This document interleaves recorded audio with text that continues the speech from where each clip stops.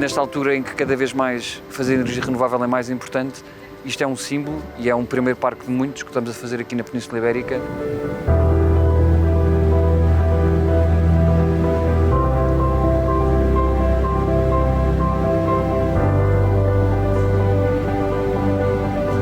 O parque inicial, um parque de 2004, tinha, com o subricamento que foi feito, tinha 11 megawatts de potência, à volta de 11 megawatts de potência, e instalámos mais 9 megawatts de pico de solar, portanto no conjunto tem pouco mais de 20 megawatts, portanto praticamente dobramos a capacidade do parque com a instalação do parque solar na mesma infraestrutura do parque eólico. Estávamos a usar 25% mais ou menos da capacidade que tínhamos na rede e com isto estamos perto dos 50%, portanto obviamente é um elemento essencial da aceleração da transição energética.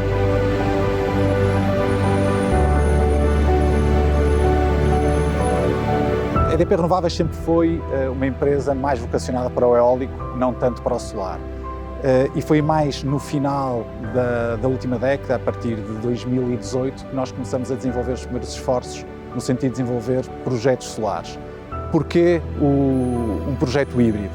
Por várias razões. Desde logo porque há metas muito ambiciosas estabelecidas para Portugal, mesmo antes desta crise e urgência climática e energética, surgiu a necessidade de desenvolver mais capacidade e, olhando a que estamos a falar de um mercado bastante maduro, com muita potência já atribuída, super concorrido, temos concorrência de toda a natureza, temos utilities, empresas de oil and gas que se estão agora a mover para as renováveis, fundos. Eu diria que o solar é uma área muito mais fácil de entrar do que o eólico. Há um ganho, sobretudo, no momento de pedido de injeção à rede. Hoje em dia, o momento mais difícil é nós termos nova capacidade de injeção à rede, portanto, esperar que a REN, a redes, etc., possam construir mais rede, para depois novos parques se ligarem. Neste caso já existe e, portanto, há uma poupança muito grande, sobretudo nessa fase. Porquê Mina de Orgueirel? Porquê Mosteiro aqui no Sabugal?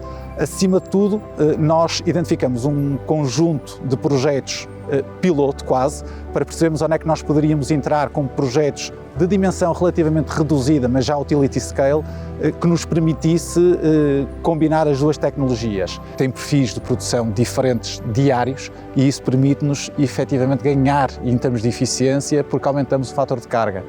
Pensando num diagrama em que temos uma limitação em termos de potência de injeção e um perfil eólico de produção em que temos mais produção à noite durante o dia e com um fator de carga na ordem dos 30%, e um solar exatamente o contrário, em que tem um pico de produção durante o dia, meio do dia em particular, e com um fator de carga na ordem dos 20%, conseguimos conciliar as duas tecnologias, aumentando o fator de carga da mesma capacidade de injeção em 20%, passando de cerca de 30% para 50%. Por isso é um ganho de eficiência significativo, sem que haja investimentos em reforços de rede e aproveitando aquilo que já está efetivamente instalado.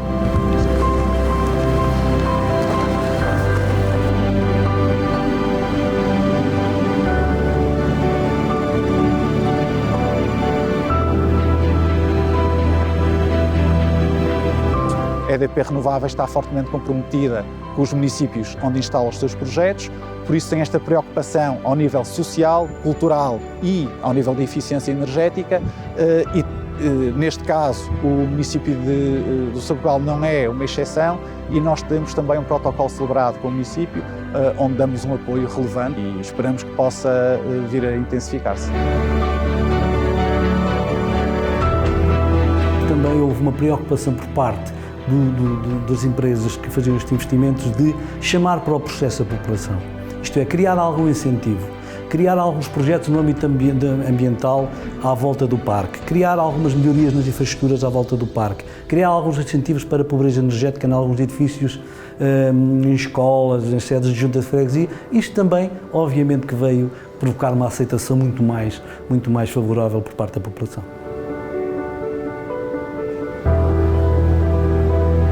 Este é o primeiro. Em Portugal temos outro a iniciar a construção agora no início de 18 megawatts. Em Espanha estamos a construir outros 3 de 50, portanto, com estes 9 e com estes outros ficamos com a volta de 75, 80 megawatts de novos parques em 2023. Na Península Ibérica, juntando também aqui com sinergia com o resto do grupo, com as hídricas que temos sobretudo em Portugal, temos já um portfólio de 1.600 megawatts que queremos desenvolver ao longo desta década. Na Europa dou o exemplo da Polónia, da Grécia, de Itália. Nos Estados Unidos também estamos a olhar para isto, já temos até projetos aí com baterias nos Estados Unidos. No Brasil já estamos a olhar, portanto, esta solução é aplicável em praticamente todos os países. Isto é um elemento de aceleração da transição energética e, portanto, vai ser uma realidade, eu diria que no mundo inteiro, dentro de alguns anos.